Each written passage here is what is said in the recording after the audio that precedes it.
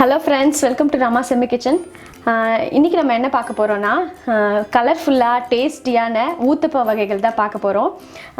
Onion பொடி uttapam, capsicum uttapam, sweet corn uttapam, இது வந்து பஜ்ஜி மிளகால செஞ்ச ஊத்தப்பம், இது கேரட் ஆனியன் ஊத்தப்பம். எல்லாமே வித்தியாசமா இருக்கும், சூப்பரா இருக்கும். உங்களுக்கு தோசை இட்லி சாப்பிட்டு போர் அடிச்சா கண்டிப்பா இதை வந்து ட்ரை பண்ணி பாருங்க.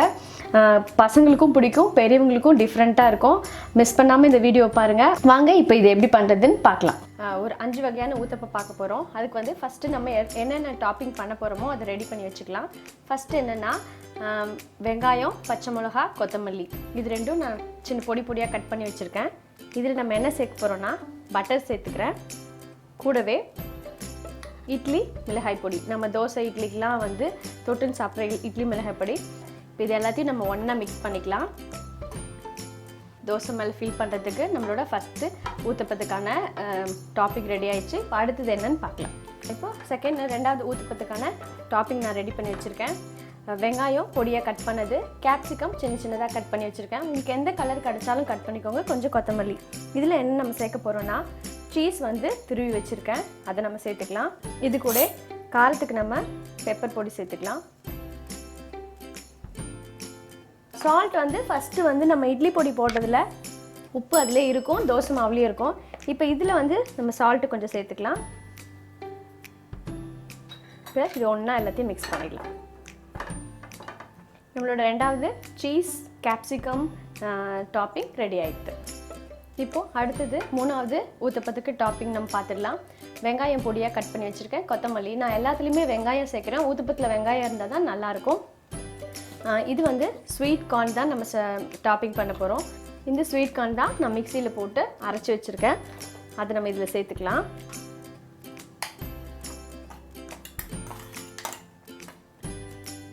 ஒரு 1/2 டீஸ்பூன் அளவுக்கு மிளகுத்தூள், 1/2 டீஸ்பூன் மிளகாய்த்தூள், கொஞ்சமாக உப்பு. இப்போ இதில் பட்டர் சேர்த்துடலாம். எல்லாத்தையும் சேர்த்து நல்லா ஒன்றா மிக்ஸ் பண்ணிடுங்க. டேஸ்ட் பண்ணி பாருங்கள், நம்மளை போட்ட மிளகுத்தூள் உப்பு கரெக்டாக இருக்கான்னு, இல்லாட்டி வேணும்னா கொஞ்சம் கூட சேர்த்துக்கலாம். நம்மளோட மூணாவது ஊத்தப்பத்துக்கான டாப்பிங் ரெடி ஆகிடுது. இப்போ அடுத்து என்னன்னு பார்க்கலாம். அடுத்த ஊத்தப்பத்துக்கான டாப்பிங் வந்து பஜ்ஜி மிளகாவை பொடியாக கட் பண்ணி வச்சுருக்கேன். இந்த மாதிரி பஜ்ஜி மிளகா எடுத்து சின்ன பீஸாக கட் பண்ணியிருக்கேன். வெங்காயம் சின்ன பீஸாக கட் பண்ணியிருக்கேன். இப்போ இதுக்கு காரத்துக்கு சில்லி ஃப்ளேக்ஸ் போட்டுக்கலாம். காஞ்ச மிளகாவை நல்லா மிக்சியில் போட்டு அரைச்சி வச்சுருக்கேன், அதை சேர்த்துக்கலாம். இதுக்கு தேவையான அளவுக்கு உப்பு சேர்த்துக்கலாம். இது கூட நம்ம டொமேட்டோ சாஸ் சேர்த்துக்கலாம். இது எல்லாத்தையும் நல்லா ஒன்றா மிக்ஸ் பண்ணிடலாம்.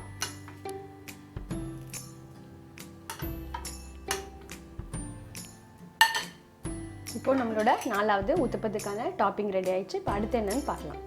அடுத்த ஊத்தப்பத்துக்கு டாப்பிங் நான் வந்து கேரட் துருவி வச்சுருக்கேன், வெங்காயம் பொடியாக கட் பண்ணி வச்சுருக்கேன், பச்சை மிளகா, கொத்தமல்லி இது எல்லாத்தையும் பொடியாக கட் பண்ணி வச்சுருக்கேன். இதில் இப்போ நம்ம என்ன சேர்க்க போகிறோன்னா பட்டர் சேர்க்க போகிறோம். பட்டர் சேர்த்துக்கலாம், மிளகுத்தூள்,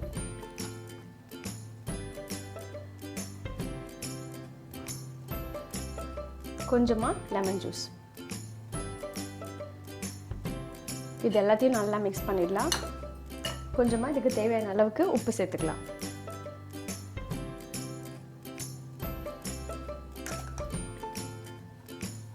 இது எல்லாத்தையும் நல்லா ஒன்றா மிக்ஸ் பண்ணிடலாம். கேரட் டாப்பிங்கும் ரெடி ஆகிட்டு நம்மளோட எல்லா ஊத்தப்பத்துக்கும் மேலே டாப்பிங் ரெடி ஆயிடுச்சு. இப்போ நம்ம எப்படி ஊத்தப்பம் பண்ணலான்றதை பார்க்கலாம். இப்போ நம்ம 5 வகையான ஊத்தப்பத்துக்கு மேலே டாப்பிங் ரெடி பண்ணிட்டோம், எல்லாமே எடுத்து வச்சுட்டேன். இப்போ நம்ம தோசைக்கல் போட்டு எப்படி ஊத்தப்பம் போட்டு இதை ஸ்டஃப் பண்ணுறதுன்னு பார்க்கலாம்.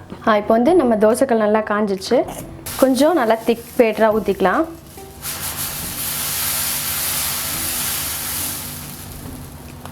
இப்போ இதில் நம்ம செஞ்சு வச்ச ஆனியன் இட்லி பொடி ஸ்டஃபிங்கை ஃபஸ்ட்டு போட்டுக்கலாம்.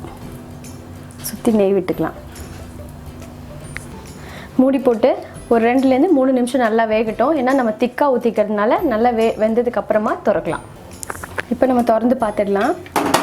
கீழ்ப்பக்கம் நல்லா வெந்துடுச்சு. இப்போ இந்த பக்கமும் நம்ம திருப்பி போட்டுக்கலாம். லைட்டாக நெய் சேர்த்துக்கலாம். இந்த பக்கம் வந்து ரொம்ப நேரம் வேக வைக்க வேணாம், சும்மா ஜஸ்ட்டு ஒரு நிமிஷம் இருந்தால் போதும், நம்ம எடுத்துடலாம். இப்போ நம்ம ஊத்தப்பம் ரெடி ஆயிடுச்சு, நம்ம அதை எடுத்துடலாம். நம்மளோட ஆனியன் இட்லி பொடி ஊத்தப்பம் ரெடி. நம்ம ரெண்டாவது பண்ண கேப்சிகம் ஆனியன் சீஸ் டாப்பிங்கை போட்டுக்கலாம். இதில் நெய் சேர்த்துட்டு மூடிடலாம். ஒரு 2-3 நிமிஷம் நல்லா வேகட்டும். இப்போ நம்ம திறந்து பார்த்துடலாம். உங்களுக்கு இது நம்ம சீஸ் போட்டிருக்கனால இது திருப்பி போட வேணாம். நல்லா உங்களுக்கு மேலே வெந்துடுச்சு. சீஸ் வந்து தோசை கல்லில் அப்படியே போய் ஒட்டிக்கும் உங்களுக்கு. இப்போ நம்ம இந்த தோசை எடுத்துடலாம். சீஸ் கேப்சிகம் ஊத்தப்பம் ரெடி ஆயிடுச்சு. இப்போ அடுத்த தோசை ஊற்றிக்கலாம். நம்ம கார்ன் ஆனியன் ஸ்டஃபிங்கை இதில் போட்டுக்கலாம். சுற்றி நெய் விட்டுக்கலாம். இதையும் ஒரு 2 நிமிஷம் நல்லா வேக வச்சு எடுத்துக்கலாம். நம்ம திறந்து பார்த்துக்கலாம். தோசை நல்லா வெந்துடுச்சு. நல்லா ஒரு வாட்டி இப்படி ப்ரெஸ் பண்ணிவிட்டு அதுக்கப்புறமா திருப்பி போட்டுக்கலாம். உங்களுக்கு மேலே வெந்திருக்கு அப்படின்னா திருப்பி போட வேண்டாம். உங்களுக்கு இன்னும் கொஞ்சம் கிறிஸ்பியாக வேணும் அப்படின்னா மட்டும் திருப்பி போட்டுக்கோங்க. இதை நம்ம எடுத்துடலாம். நம்மளோட கார்ன் ஊத்தப்பம் ரெடி. இப்போது நம்ம பஜ்ஜி மிளகாயில் பண்ண ஸ்டஃபிங் சேர்த்துக்கலாம். இப்போ சுற்றி நெய் விட்டுக்கோங்க. இப்போ மூடிடலாம். ஒரு 2-3 நிமிஷம் நல்லா வேகட்டும். இப்போ நம்ம திறந்து பார்த்துடலாம். உங்களுக்கு நல்லா இப்படி தொட்டு பார்த்தீங்கன்னா தோசை வெந்துடுச்சு. இப்போ இதில் வந்து நம்ம சாஸ் ஊற்றிருக்கனால இதை திருப்பி போடாதீங்க. சாஸ் வந்து டைரெக்டாக அடுப்பில் பட்டுச்சுன்னா தீஞ்சிடும் உங்களுக்கு. ஸோ நம்மளோட பஜ்ஜி மிளகா ஊத்தப்பம் ரெடி ஆயிடுச்சு. இதையும் நம்ம பிளேட்டில் எடுத்துடலாம். இப்போ நம்ம 5வது ஊத்தப்பம் எப்படி பண்ணுறதுன்னு பார்த்துக்கலாம்.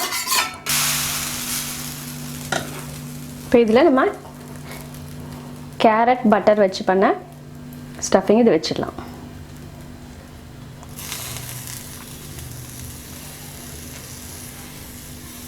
சுற்றி நெய் சேர்த்துருங்க. இது மூடி போட்டு ஒரு 2-3 நிமிஷம் வேகட்டும். இப்போ நம்ம திறந்து பார்த்துக்கலாம். இப்போ தோசை ரெடி ஆயிடுச்சு. உங்களுக்கு இது மேலே கொஞ்சம் நல்லா வேகணும் அப்படின்னா திருப்பி போட்டுக்கோங்க. இப்படியே இருந்தால் இப்படியே சாப்பிடவும் சூப்பராக இருக்கும். இந்த தோசையை நம்ம எடுத்துடலாம். நம்மளோட கேரட் ஸ்டஃபிங் ஊத்தப்பமும் ரெடி ஆயிடுச்சு. நம்மளோட 5 வகையான ஊத்தப்பமும் சூப்பராக சுட சுட ரெடி ஆயிடுது. இதை வந்து நான் இப்போது தேங்காய் சட்னியோடு சாப்பிட போகிறோம். கண்டிப்பாக இதை ட்ரை பண்ணி பாருங்கள். ட்ரை பண்ணி பார்த்துட்டு உங்கள் லைக்ஸ் அண்ட் கமெண்ட்ஸ் அனுப்புங்க. மறக்காமல் நம்ம சேனலை சப்ஸ்கிரைப் பண்ணுங்கள்.